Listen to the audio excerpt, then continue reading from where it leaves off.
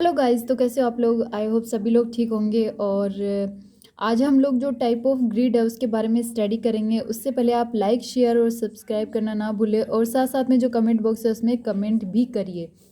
तो जो ग्रिड है उसके दो टाइप होते हैं। फर्स्ट आता है स्टेशनरी और सेकंड आता है मूविंग। तो स्टेशनरी जो ग्रिड होता है उसमें जो ग्रिड होती है वो स्टेबल रहती है, यानी मूव नहीं करती। और ये थ्री टाइप का होता है।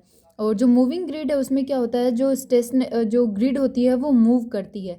और ये भी कितने टाइप का होता है, थ्री टाइप का होता है। ठीक है, एक्स रे टेबल के अंदर अगर स्टेबल रहती है तो वो स्टेशनरी, और अगर मूव करती है बकीटे की तरह तो उसको क्या बोलते हैं, मूविंग ग्रिड बोलते हैं। तो जो फर्स्ट आता है स्टेशनरी जो ग्रिड है वो कितने टाइप की होती है, थ्री टाइप की होती है।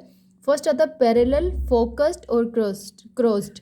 तो जो पैरेलल होती है उसके अंदर मोबाइल यूनिट एंड फ्लूरोस्कोपी आता है। फोकस्ड है उसके अंदर एंगल टुवार्ड्स एजेस, यानी इसके जो एंगल्स होते हैं वो एजेस की ओर होते हैं। अब हम लोग अगर क्रॉस्ड की बात करते हैं तो इसमें right angle to one another, यानी ये एक दूसरे के 90 डिग्री के एंगल के ऊपर होती है। राइट एंगल का मतलब होता है 90 डिग्री के एंगल के ऊपर है। और ये सेरेब्रल जो एंजियोग्राफी है मेनली उसमें यूज़ की जाती है। मूविंग ग्रिड की जो डिस्कवरी थी वो सबसे पहले किसने की थी, होलिस एस पोर्टर ने की थी, और वो की थी 1920 में, यानी 1920 के अंदर। तो फर्स्ट आता है, ये भी थ्री टाइप्स की होती है।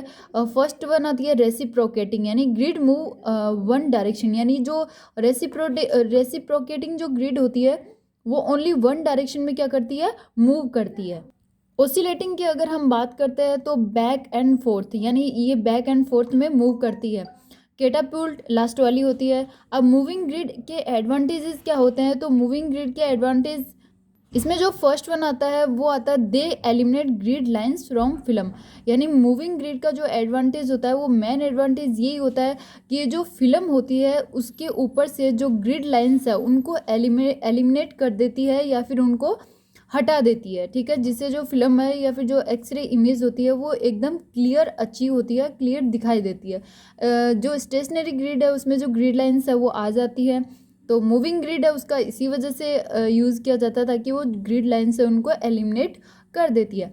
हम डिसएडवांटेज की बात करते हैं तो इसका डिसएडवांटेज ये होता है कि 15% मोर रेडिएशन, यानी 15% मोर रेडिएशन लगती है, काफ़ी ज़्यादा कॉस्टली होती है।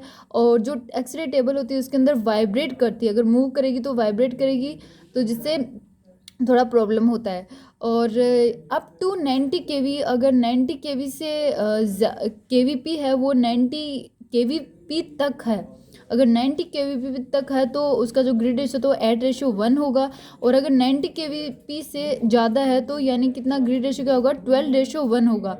हम डेंसिटी की बात करते हैं तो मेजरमेंट ऑफ फिल्म ब्लैकनेस, यानी कि जो फिल्म की जो ब्लैकनेस है उसका मेजरमेंट है, उसको क्या बोला जाता है, डेंसिटी बोला बोला जाता है। Thank you, bye bye, take care.